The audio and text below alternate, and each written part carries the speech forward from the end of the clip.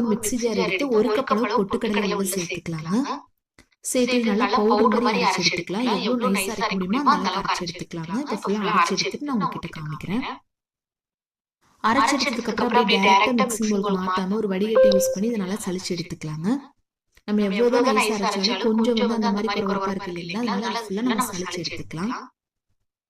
நம்ம 1 கப் அளவு பொட்டுக்கடலை எடுத்தோம் அப்படின்னா அதே கப்லயே 2 கப் அளவுக்கு அரிசி மாவு சேர்த்துக்கலாங்க. கடையில வாங்குவீங்க இல்லைங்களா, அந்த அரிசி மாவு 2 கப் அளவுக்கு உள்ள சேர்த்துட்டு இதுக்கு தேவையான உப்பு சேர்த்துக்கலாங்க. காரத்துக்கு ஏற்ப மிளகாய்த்தூள் சேர்த்துக்கலாம்.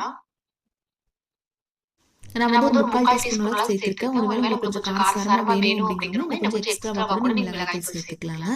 சேர்த்துட்டு தண்ணி சேர்க்கறதுக்கு முன்னாடி ஃபர்ஸ்ட் நல்லா இந்த மாதிரி கலந்து விட்டுறலாம். நல்லா கலந்து விட்டதுக்கு அப்புறம் கொஞ்சமா எண்ணெய் இருந்துச்சு அப்படின்னா லைட்டா உருக்கி உள்ள சேர்த்துக்கலாங்க. இல்ல அப்படின்னா எண்ணெய் வந்து லைட்டா சூடு பண்ணி உள்ள சேர்த்துக்கலாங்க. சேர்த்துட்டு நல்லா கலந்து